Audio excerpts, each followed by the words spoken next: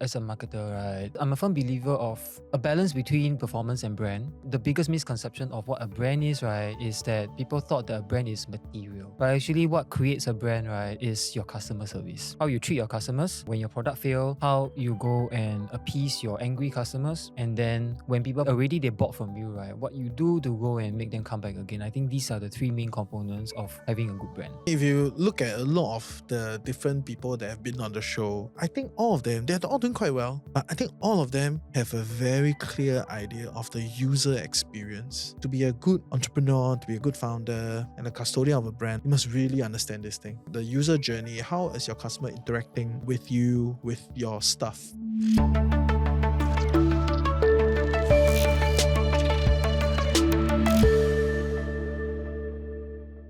So welcome to the final episode of the business show in this studio, in this current format. In this format, yes. Yeah, because Reggie just signed a huge contract. He doesn't want No, to do... no.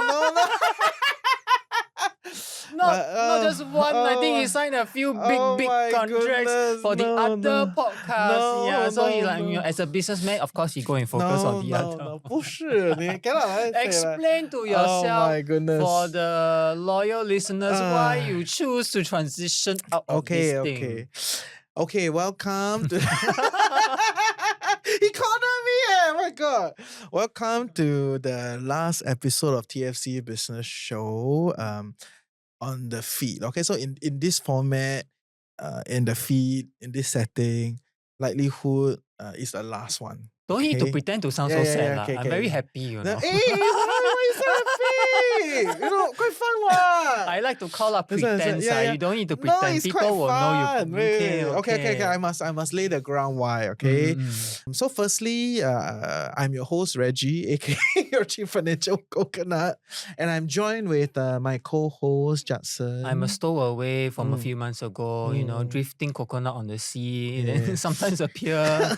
You know, now I found land already, so I onboard a land. It's on board. It's gonna sit on there. Okay, so we have been spending quite a lot of time on TFC Business Show over the course of the past few months, right? Close to coming to a year already, actually.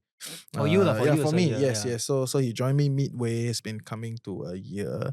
So just to lay the context, right? So we started TFC Business Show, I think, on a few things. One is because candidly, I was very bored of personal finance already. After a while, it's like, you know, the same thing, you know, and okay, but I still like the topic, but I know a lot of the stuff already. I am still very intrigued by the stories, but my creative juices need to go somewhere. Okay, and as a SME Tauke now, I thought like, hey, let's talk to other SME Taukes lah, just to get their stories and see what's going on. So that's kind of how I embarked on TFC Business Show, right? Which, like many other things that I've embarked on, is really just like me. Try first. Yeah. And now as we go along, then we've done some stuff together, me and Judson, you know, on FLA, you know, on some of the other topics. I'm like, this guy can talk, yeah. Of course. Yeah, got some points, yeah. Can hold a conversation with me. Not many people can. Then I was like, okay. I'm not a random marketer. Yeah, of course. Then I was like, hey, let me just get him on to add some color, right? And also share my workload, because over time, of course, things got busier and busier. Because I need more contracts. No. 6 figure. 没有. But I welcome hello@thefinancialcoconut.com. Please email me. Yes. So the long and short of it is, I believe at the first, when we first started TFC Business Show, it was like for fun, for us to be intrigued about this topic, or at least for me to be very intrigued about the topic. But over time, we have grown a community, right? We have done multiple events to meet multiple of all of you at different setup, and we have different brand partners that come in, and it's quite amazing, you know, what we've done at TFC Business Show. So as much as the current format, which is your regular founder story every week, is gonna end, we are gonna continue TFC Business Show in a different form, right? So please follow our own feed. Okay, so we are gonna cut out TFC Business Show into its own feed, called TFC Business Show. Go and search on your favorite podcast platform, on YouTube, on social media. Everything is already there. There is a there's TFC Business Show will have its own feed, will have its own type of content, and we will be very much more focused on, the aspiring entrepreneurs and the SME taukees, amongst us, right? So we will optimize that for all of you, for your experience and for your viewership lah. And also at the same time to optimize for the rest, because some of the working professionals say like, well, I'll keep talking about business. I'm not very interested. So yeah, so for the rest of you, on the TFC feed, we'll continue to cover the content that you love and care, that we also care about. Personal finance, investment, retirement, and all the stuff. So in this last episode of TFC Business Show, we are gonna gossip a little bit. Gossip a little bit.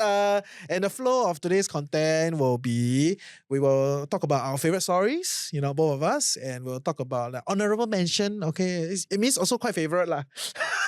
This is like a mini Star Awards, Star Awards, Star Guest Awards, of the year. Yeah. Our favorites. And then we will gossip a little bit about the things we don't like, and then Headline of the year. the guests we don't like, please don't go and try and look for them. Yeah. And we'll share with you why we don't like them. And then maybe we'll wrap up today's episode with some of the learnings and insights that we've gathered over the course of, I think, close to 50 episodes and more already. I think it's more than a year worth of episode, yes. Yeah, so I think enjoy today. It'll be more fun, more chill, more laid back, and I will see you at the new feed. Okay? Yeah. Why not we do our let's pick, Do our recap. Yeah, do our recap, right? Yes. And then let's start with the most memorable episode you have done. Each of us have done. Of course, my set is very limited. A bit lesser. Yeah, it's a not. bit It's lesser. not that much limited. So can I request you don't pick from my set? Can I will pick from the Yeah, ones because that I also want to hear your other stories also.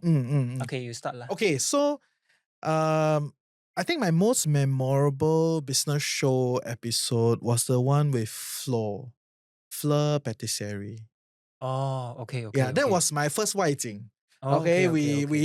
we went out. I mean, you see us always in the studio, right? Okay, I know Justin was swan me lah, because I am a big fan of this 外景 thing, right? I got no energy for 外景. Yeah, I keep telling you, hey, let's go out studio.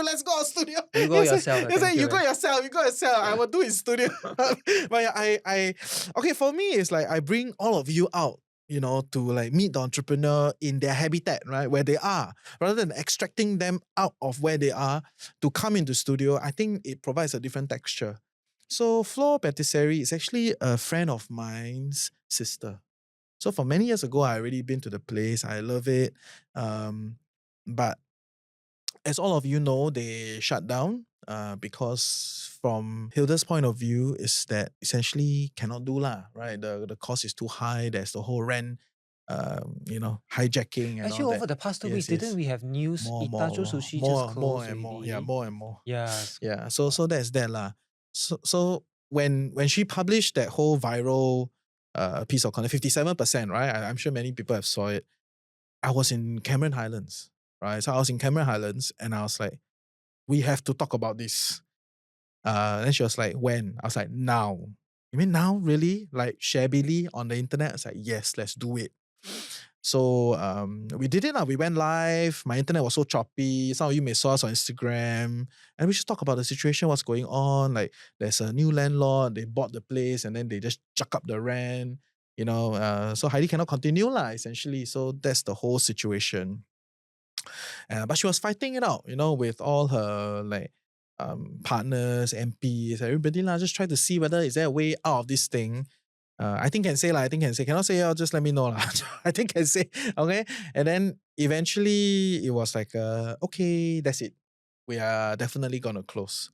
At one point, they had multiple outlets at different places. So Tucson, Funan IT Mall, before it became the new CapitaLand darling, it was an old mall nobody goes to, and then they got a place there. They had multiple places.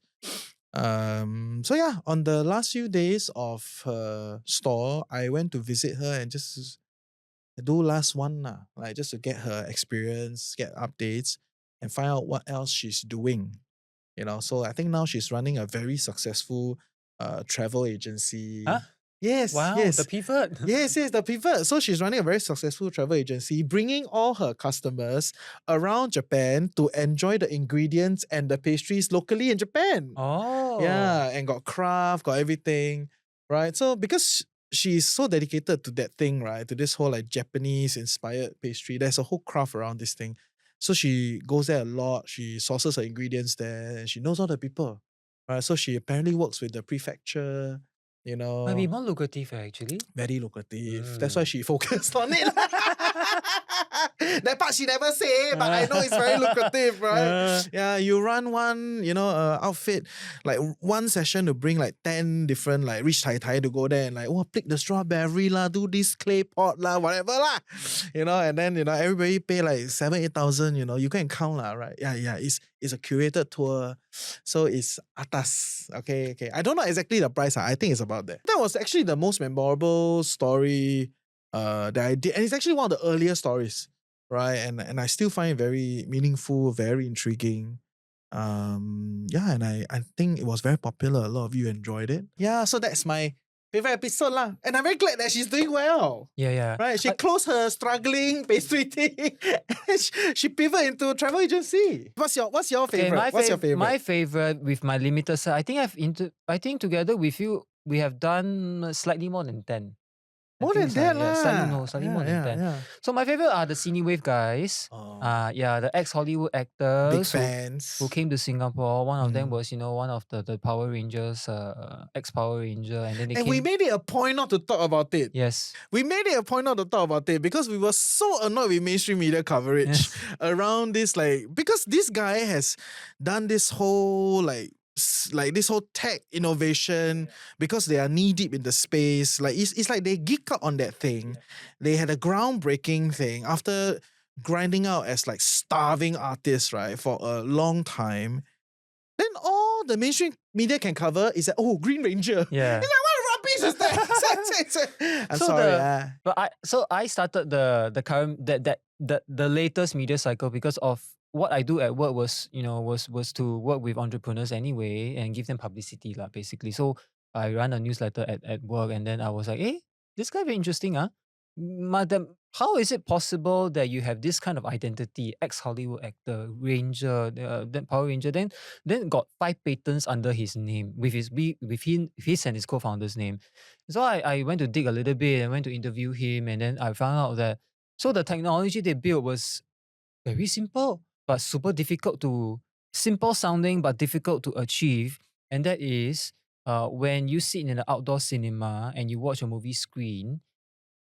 How is it that the audio is being delivered to your mobile phone, and in that theater, in that outdoor setting, maybe 200, 300 people, all of them hear the sound, whatever it is, being spoken, being played at the same time. Theoretically, it sounds like, of course you can do it, but actually cannot.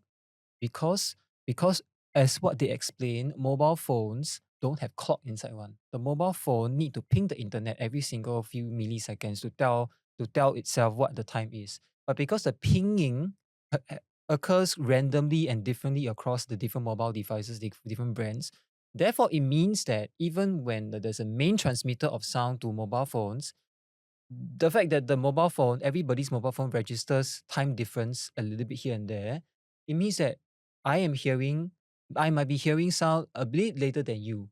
You might be hearing sound a bit earlier than the other person. So there's never synchronization. So they invented something. Right? I don't know how they spend a lot of money, right? They go to they hired somebody from Yeah, they Eastern hired some people to Europe, do it. Yeah.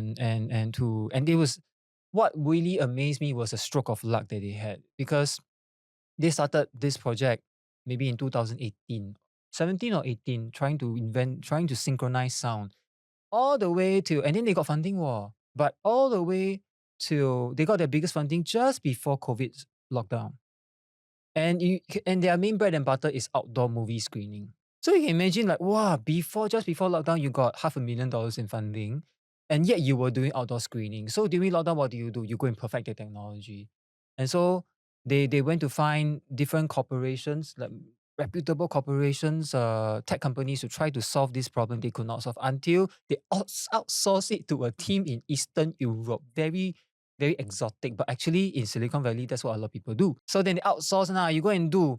And then they try, cannot, almost gave up until the final day when the contract was about to end with the Eastern European team. Then they solve it.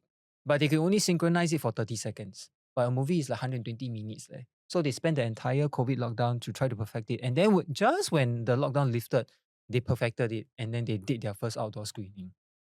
So to me, that was you know me, lah. I like all this kind of a lucky star shining on you, this kind of timing thing. When is your time to shine, that kind of stuff. So their whole story was most memorable to me. But of course, the episode was, I think, was the most. I don't know whether it's the entire years, but amongst the ones I recorded, the most viewed ones, because they are super great storytellers. Yeah, they are good. They are good. And if you have not catch it, you should catch that. Yes. Cine Wave. Yeah. I love their story. Yeah. CINEWAV. Yeah. And it was so great that I cut two he cut parts. into two parts. It's never been done before. Never do two, because two-parters are horrible and you all know it. Usually you listen part one, right? Then you're like, part two, I don't know whether I want to continue to listen to this thing. So two-parters are horrible in content. And but he's so I difficult to broke it. impress, Yeah, So the fact that So they I could love impress the him in the story, two-parter means it's It really is, worth it. Yeah, they're great storytellers. Check it out, but I think the story, the insights, they drop many truth bombs and insights. And the truth bombs are not just about how to run a business. It's really about the dynamic of you and your co-founder, how you maintain this healthy relationship, how you view doing business as part of your life philosophy, how you build onto your past training. They were trained as actors. They were never trained in some business school, but they landed here. So how you leverage whatever you learned in the past to land on where you are today. I think that's the real magic. Yeah. Fair. I love that episode. Check it out.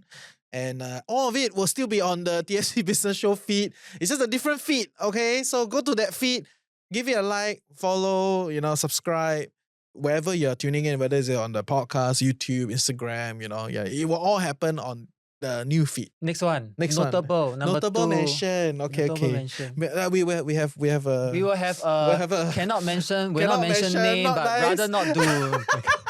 That was the last one. But Yeah, that was the last one. Notable first. Number 2. Notable mention. I think the notable mention that is not when you were around, that I really think is interesting would definitely be Dylan. Right. So Dylan is the Sticker boy. DCH Tunes guy. Yes, a sticker guy. I think he got even more viral after he went on the career ladder. Right. So very impressed by him. Like the way he looks at the problems, the way he tried to crack at it. For his age, I think is remarkable what he has done. 20 something, I think. Yeah. Because he's LaSalle. Yeah. So it's not in NS yet. And so I love what he does. It's so simple. It sounds so simple, it's just drawing stickers and then building a whole universe around these characters, and then just sell go to the pop-ups and do whatever, do bulk orders. It sounds like a very simple business, but I think in this business, he's the top guy. Right? He's one of the if not the biggest, right? Selling this kind of hand-drawn stickers. And he has listen to the episode, I think he dropped a lot of interesting nuggets, but I think since then he has also developed quite a bit, right? I saw that he had more stockies, what we call stockies. That means people that hold your inventory in their outfit. So I think he was a Science Park, I think, and there were a few others popular. Yeah, if you follow his socials, you will see it. So I thought that guy was very interesting, the way he looked at the problems. I never imagined people would buy stickers in this day and age. Yeah. I thought people would, if you tell me if it's WhatsApp stickers, then no, can. and I don't know if you've heard the episode, but I heard. I think he said that his revenue was in the hundreds of thousands, At that point in time. I think now easily triple. But he's overworking his mom for sure. Mama Tunes run the catch the last bus with him or something. I saw his socials. 哎呦，可怜哦. I hope he gives a part of the revenue to the mother. I'm sure. Yeah. But I think honorable mention to Dylan. I don't know when will this go out, but I did invite him for Artbox demo day, so I'm gonna put him on the big stage. Hey, I noticed that your number 1 and your number 2, they are not your strictly MBA type of I know this business strategy will work kind of people. No, it's the backstory that's more interesting. That's why you chose them. And I think of course they can share that they're very good with what they do. They have a good storyline, but I think the entrepreneur resilience is what I probably will say I idolize. maybe because I also like that lah, right? Or I believe I'm like that lah, huh? Yeah, so it's not the like, oh, I know this shit, right? Then there's a whole formula around this. It's like I love the people that are like battle scarred, try different things, test. So that is my personal preference also. Yeah. Honorable mention. Off tangent again about related question, right? Today, if you were to be offered a fully paid chance to go into business school, do an MBA, will you do it? I think I can teach the MBA. In short, you listening or Yeah, not? yeah. I also can teach you more than you can teach me, right? Whatever books you have, I mean, probably there is okay, cannot say probably. Definitely there are things to learn, but I don't know, right? Maybe one day. I did consider one day I will do that. I think you should, because not because you might think there are things to learn, but because the people there, they're all Yeah. CEOs. Please go Yeah. there for free and then surround up yourself with Yeah, CEOs. Your fair. future clients are all there, Okay. I will Isiat. sign up, sponsor plug. Okay, I go. Yes. What about you? Honorable mention. Honorable mention. I'm biased lah. It's my Flow Coffee guys. So. That was what was in my head. No, I think they're honorable. Yeah, honorable mention. Yes. So those who have not watched the episode, Flow Coffee is again in my day job, one of the startups that I work with. So in my day job, I don't need to, but I can choose to be a marketing advisor to a few startups. And so when I first met the guys at Flow Startup at Flow Coffee, Flow Coffee, they basically do vending machine that dispense fresh milk. For now in Singapore, but in the future for sure, they'll be scaling. And what impressed me was not their technology; it was how they conducted themselves. It was so a bunch of 4 guys, right? Then the founding team, very humble, and you'll be surprised, right? Not every single. I thought you might not be surprised, but I initially when I stepped into this industry, right, I was surprised how some people when they first started out, they are already not humble already. They already they already, when they are raising money or whatever, they already feel like they're going to be the next Elon Musk kind of person. And then they expect you to do this, do that for them. How come I starting trashing people already? Yeah, we're not even there yet. Wait. but- That one, third one. Yeah. Yes. Yeah, but so they came across as very humble and earnest. And I think that's the number one ingredient if you want people to help you, right? But they didn't ask me for their help. They just literally, hey Jackson, this is my idea. I got this problem. What do I do? And they were asking as a, do you know what to do or not? If you don't know, never mind. But we can go find somebody else. And I'm like, so 可怜, right? Because back then they wanted to find a place to go and put their vending machine inside NUS. Oh, when they first reached you, they had 0 machines in NUS? They already had machines. Okay. But they needed more. Okay. They needed more. And so big. Yeah. And every yes. faculty also can one. Yes. So they simply needed a gatekeeper or rather me to go and reach the gatekeeper and remove the gate and then let them come in. So which I did, me and my boss, we did. Then over time we realized that your vending machine quite interesting. First in Singapore, never been done in Singapore before. You also go and design your vending machine. The marketing guy also quite interesting. Got all sorts of ideas. The way you brand your vending machine is unlike other vending machines. Typical vending machine is stamp the brand logo, no personality, no nothing, or no whatever, and just like that. But to them, I think they and visualize it like a lifestyle kind of a business. So what really to me is honorable mention because I think you will also agree, like in within them they have already what it takes to actually scale the business already. I think so. All they need is capital. Yeah. So if you want to Funding next round. funding, Yeah. So that one is yes. And Yeah. also anyway, when in the episode we did blind taste test, right? Yeah. It was It was good. verified It was by our really palate good. that their Yes. coffee is. Yes. I think it's quite rare for a vending machine milk coffee latte to taste better than established brands. Yes. But rest assured, I'm not doing a hard pivot to a food channel. Because one of my friends were like, I thought this one Reggie approved. I was like, what is that? Then she tell me about this lah. Yeah. It's like, no. I'm not doing a hard pivot, but it's a good kind of coffee. No, but you can start the yeah. next. Previously in Asian Food Channel, the guy who sold it is like now a very famous investor. You can start a new It's wave. okay. I'm fine. But yes, if you see it in the CBD, which I think they are trying to support them. Yeah. And check out the episode. Flow Coffee. FLOW. Lovely. Oh. Okay, now the trashing begins. We only trash one nah. We do not trash. Let's not We trash cannot people. say lah. We Hey, we still have a show. We're not killing this thing, okay? we give constructive Constructive feedback. feedback. Yeah. I think I should go You first should because I name, think you yours should is the name. juicy, Yes, the juicy one. You should I name. need my limited set, right? A little bit of piece of nugget, right? Why I landed in TBS was because in my day job I write a newsletter about founder stories. Reggie liked it. I lah. saw it. I sent him multiple times. Hey, this one good, yeah. Hey, this one also good, yeah. This one also good. So Because so, I was in the NUS business, the newsletter for a long time, because last time we were all part of the ecosystem. Yeah. Very jialat one, the newsletter. Last time lah, very Last time. jialat lah. Then, Before before him, then got the logo change. At first I was like, another one, use logo change. 换汤不换药, right? Like just change this thing, change that thing. But after the change, the stories also change. So I was like, very good. Not your random marketer. Then I keep screenshot and say, hey, this one not bad, get on the show, Yeah. Then eventually he was like, okay, we do it. So the formula over the past 2 years was all about founder stories. But back in that time, anybody with a legit kind of entrepreneur story, right? How you started, how you overcame your challenge, blah, blah, blah. That is the juice. And that was what I grabbed. And that was what Reggie liked. And that was what a lot of people liked. So naturally, I came onto the show, and then there was we naturally got these different founders, right?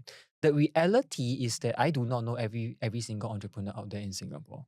So a lot of things is just based on gut feeling, right? I come across this website, this thing very interesting. This concept very interesting from a business angle. I look at how the founder wrote on their LinkedIn or whatever, right? You can write, you can express yourself. Sounds legit. So when they came, right, naturally, then we talk about the business ideas, their products and everything, all good. But then lo and behold, there's no story there's no personal story behind them. And it was from a content production perspective, it was my all-time low because there is no juice to squeeze.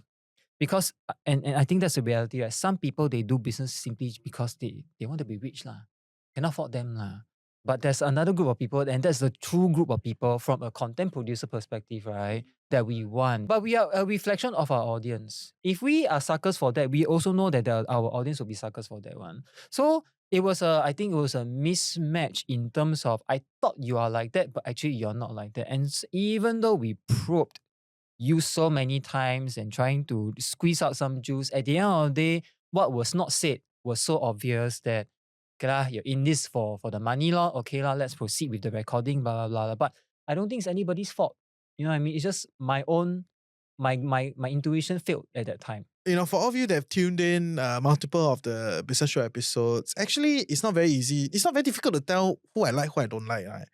All my editors say your face, tells it all. You are very telling, actually. Yeah. Yes. Like, it's like, and it's quite hard to blame me because I am knee deep in this thing. So if your story is nothing, right, very quickly I very sian already. Then your traffic suffers and everything suffers. Yeah, and not just that, I'm just bored. There's no real story here, right? And of course, as a professional, I can try to dig a story out of you, but then you better be a nice person, right? At least if you're a nicer person, I can try to like make this thing sound like something. Then you want me to zokang, right? So sometimes, okay, maybe a side tangent, right? The comment section like to say, can the host don't talk so much? You think I like to talk? Yes. Okay, I mean, we are in content. You go and watch the Cine Wave and we barely talk. We never talk. Very A good guess is when we don't talk at all. Yeah. Anybody that had to talk a lot, we're trying to save the episode, I tell you. Yeah. But at least we try. Right? Yes. That means we try to save the episode because we think that there's something. We think that there is a juice. Because not all founders are very media trained. In fact, we may not like the most media trained guys because they all 油腔滑调, right? The way they talk all is got script, but not inside the heart one. Stupid one. Same PR comms come out. Lame shit. Okay. I did not say that. So we like the real story. So actually, I'm quite a sucker for the people that maybe not the most media trained, but very genuine, got a good story, have a whole thing around them, right? So I don't blame the people that cannot really frame their stories very well. I will work overtime for them. Okay. As long as they have something there and they are personable, lah, right? Or at least I feel like they're worthy, right? But then there was this one person that come here, I really want to slap the person because they broke my number one rule of thumb: no handlers. Okay, so if y'all didn't know, I don't allow handlers on set. Handlers are your like comms people, your PR people, or to be candid, that is their profession. They have to jaga the thing, right? Because that is what they're paid for, lah. But I hate it because I think they don't value add to the recording. Was there an They, origin point whereby you started hating them? oh no, I don't hate them. I just hate their presence I in know, I the know, in the but what room. was there must be a trigger point in The your first time when career. there was the first time when there was a comms person in the room, I was like, wow, the guests are 绑手绑脚 because a lot of the guests, I know them personally, right? And that's I like to cast in that way. I know a lot of people. I find a good story. I bring them on the show. So when I cast them, my hit rate is high personally. But I can't cast everybody. I got no time. So there's this one person that I wanted on the show. This great person, has a story, and then bring the comms person. That was my first time. And then I felt like I was talking to another person. Right, because comms have comms requirement. They'll tell you this one can adjust a bit. Look sharp, look proper. The way they talk, everything. So I've come to accept that is their job, but they make my job difficult. And they never pay me, so I don't want. You make my job difficult, you don't pay me, you give me problem, the content come out shit, you get out. Right? So I don't allow handlers. That is my rule of thumb. Okay. Yeah. So that is kind of where I am. So there's this one person that came in with a handler. And then I said, I don't allow handler. I was already damn annoyed. But the guy, I don't know how to put it, but 脸皮很厚 lor, decided to continue to sit around. Not the interview, but the handler decided to sit around. And it's like, say something along the lines of like, oh, but I'm not really going to say it's a rubbish. I do this more, or you do this more. But that day, I just let it slip. Right? Because you need to give your interviewee face. I also don't want to like make it too ugly, right? I already said I don't want.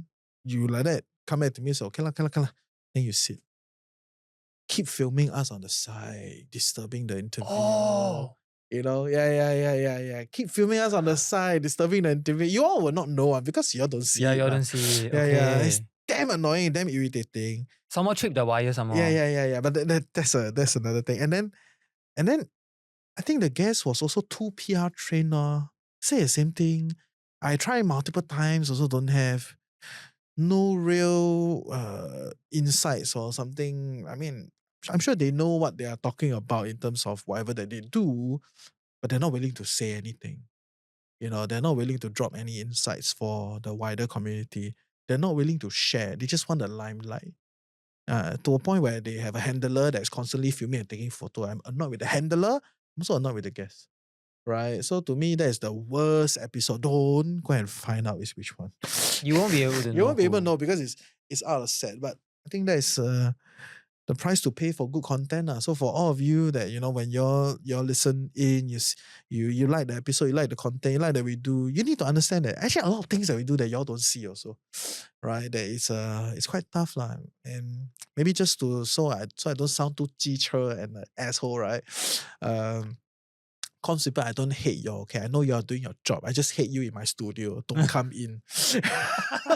You can still do with my producers on the emails, everything. We can have a mutual understanding of where's the parameters, all those things. Okay, it's fine.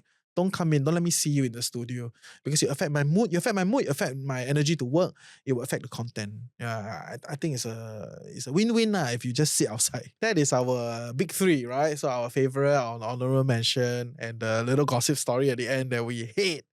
And I think that's the fun part of doing the business show, right? So definitely follow our new feed. But I think before we go, we've done so many episodes. We've talked to so many entrepreneurs. Maybe we can share a few of the ideas that we like, in terms of like business practices, some tips and tricks for our audience as a roundup, for our favorite. As a marketer, right? I'm a firm believer of a balance between performance and brand. The biggest misconception of what a brand is, right, is that people thought that a brand is material. But actually what creates a brand, right, is your customer service. How you treat your customers, when your product fail, how you go and appease your angry customers, And then when people buy already they bought from you, right? What you do to go and make them come back again. I think these are the three main components of having a good brand. You need to put in the effort every day. You cannot just because to this month or last season and then your revenue goes down. Why are we investing in brand now? We go and put in more ads, then do discount.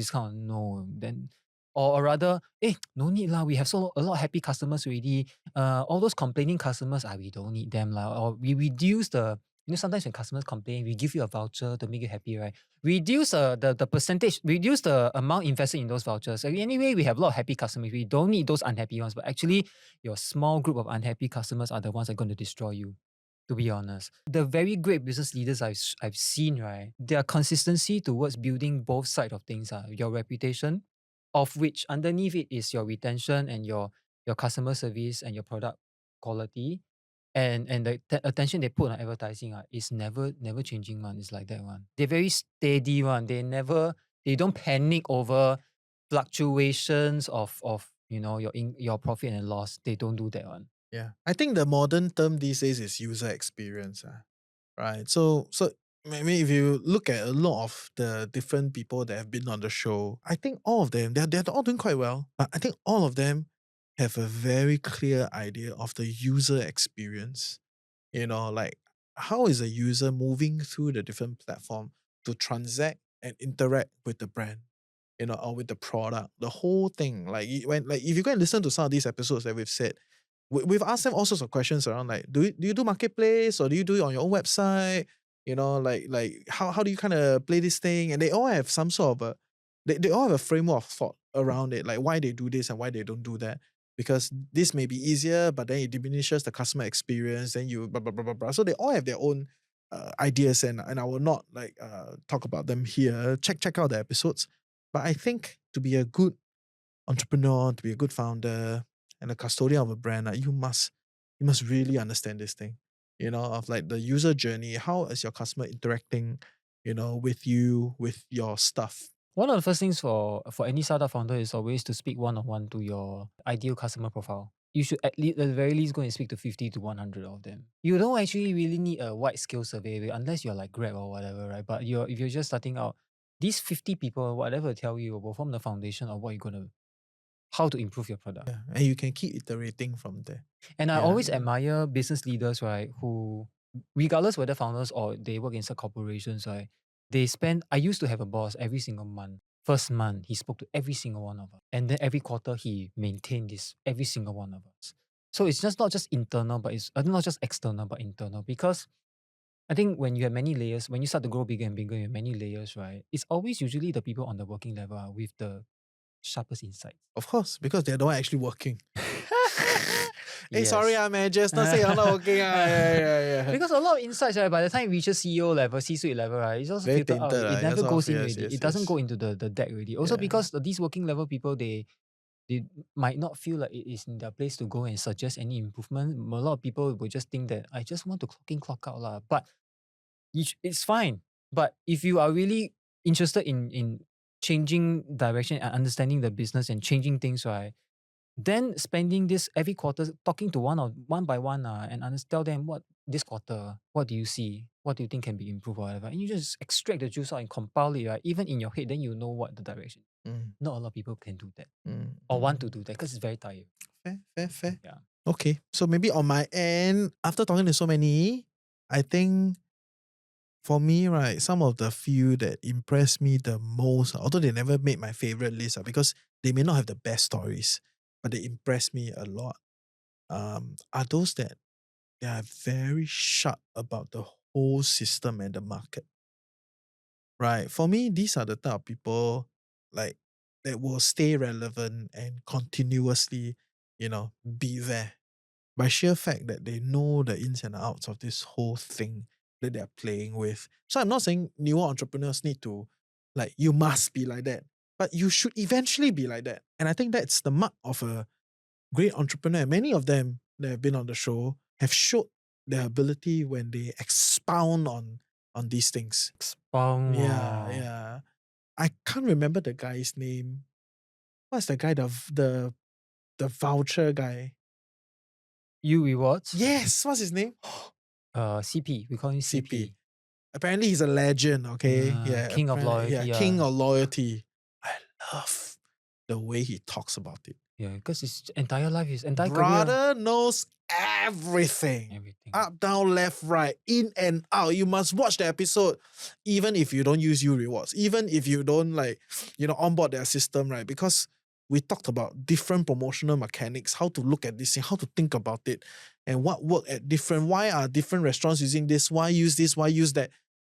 He really knows everything, eh? Of course, 30 years. So when he tell me, this guy called himself the king of loyalty rewards, is You it? got a bit of doubt, Yeah. And I was like, siao eh, you think what, Master Chef? You call yourself king of loyalty? It's like, yeah, but I love him, sia.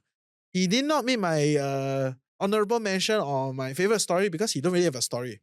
But he's very technical. You ask him anything, he can tell you. And to me, that is the mark of a great entrepreneur. Some of the others got good story, they may not be doing that well because they're going through their story, they're taking their turns and whatever, and then eventually they find their new place or they grow. But bro's got it. Yeah. And I've met enough people to know when somebody's got it. Right? No fluff, no shit. He just tell you this is how it is, this is how it is, this is how it is, why we do it like that. So check out the episode CP from U Rewards. I know you don't love play, it. right? U rewards is part of Temasek. Yeah. Of course, they choose the best people. Of So course. either you have great story to tell, or you are so technical that every work that comes up from you is like it's like gospel, Yeah. Anything in between, either you choose left or right. Then you can come onto this show. Or you can impress him. But wisdom as an entrepreneur, I think those are important, right? I do not like it. And I think it's very unreal to keep relying on luck and relationships, right? I think those are important as a business owner. I think these are, last words for the entrepreneurs in the house, right? But your technical ability and your understanding of the whole lay of the land is what gives you that like kingpin energy, Can you just for final thing, right? Just review a little bit of how you go and do your competitive landscape for your industry. So have you seen my competitive? I've never I drew something. Okay, so no, I'm more interested in your daily routine. Do you like every day, right? Do you spend 30 minutes, sit down in front of YouTube and then go and watch all the different podcasts around the world? no, I don't need to know that because I really know Aga where they all are. What do they talk about, the format? Anybody with a new fresh thing, right, will pop up in my radar. Not because I actively sought them out, because people will Send talk. to you, okay. Enough people will talk. So I don't need to be updated on the information per se, because the information worthy enough will get to me. What I spend all my time doing is to understand the different people in the game at different layers, their incentive structure, and to me, that is the most important because that sets out the frame. So when I talk to all these entrepreneurs, they tell me a few things. I'm like, is it like that, like that, like that? I already know because that is my daily thing. So when I talk to this person, like whoever from brand comms, then I know what do brand comms people want, right? They want the big, sexy, crazy ideas. They don't care about conversion. Conversion was forced onto them by marketing. Or by like product. So you talk to them, the brand comms people, right? It was sexy, big, cool, right? They want fresh new ideas. And then their budgets are placed very differently. Right? I see the name card, I know who got what budget, who can sign off at what level already. Right? And over time, I understand that, finance people got this type of numbers. The enterprise systems, agak-agak, these are numbers. Government, agak-agak, these are numbers. And when you understand that whole dynamics of who is doing what, why are they doing this, what are they measured upon, then you have a very good idea. It's like, this is the lay of the land. Where is their watering ground? How to meet them? And then of course must tie back to where are you good at. Like I don't go for networking events because I'm very bad at it. Huh? Yeah, I'm very bad at it. You don't no if you see, lah. you can talk to Budget Babe. We have talked about this. If you see me at a networking event, right, I usually like, okay, I'm not very like, I'm quite an introvert in that way. But I know I'm a killer when I meet you one-to-one. Of course, yes. I am very good at that. So otherwise, how did I end up here? Yeah. Oh So my I God. always try to meet people one-to-one. Yeah. So when I meet people at the networking event, so this is also understanding you, the lay of the land, and how to interact with it, right? So I meet people at a networking event, I will muster all my energy just to give you a little bit of a teaser. And then I'll be like, let's meet for coffee. That's it. Then I move on already. I will not waste my time trying to do anything there because I know that is not, my natural. Also, people are not in the ground. in the mindset Yeah, to go and just talk having business. fun. Yeah. So to me, that is important, and that's kind of some of the things that I do that I think sets me apart in some ways and sets us apart compared to the many other content creators. There are still great content creators, but I genuinely think they don't understand the lay of the land.